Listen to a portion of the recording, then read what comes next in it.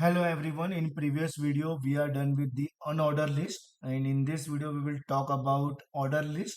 And to start order list we have to write OL, and to close also, that is forward slash and OL, and in between your list items, just like your unordered list only, it will be LI. But obviously now you will not get your answer in the form of disk or a square or empty circle. You will get your answer in the order form. Okay, either you will get the numberings, or you can say that alphabets, or you can say that Roman letters. It depends. Okay, and default is number, that is 1 2 3 4. Okay, so first actually we will check the default things. Control S and double click this. Yeah, we are getting first is coffee, second is tea, and third is what? Milk. Suppose you want your number like 1 2 3 in the reverse form. Okay, so to do that reverse form, you can write here only OL space reverse.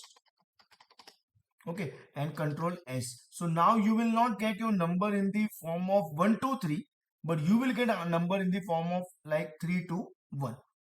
Okay, so control S. Okay, C. Okay, and suppose you want to start your order list from particular number, like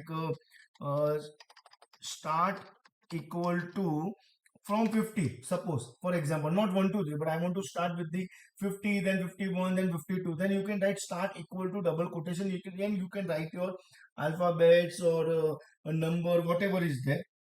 Okay, control S. Okay, see, we are getting 50, 51, 52 because it will start from 50 because of this statement. And now you want to change the type, like instead of 1 2 3, or instead of numbering, if you want something else, then you can write type equal to. Suppose you want alphabets like capital A, B, C, D, instead of 1 2 3, then control S, and you can write type equal to double quotation capital A. See, suppose if you are writing small a, type equal to control S, C. Suppose you want a small Roman letter, then small I.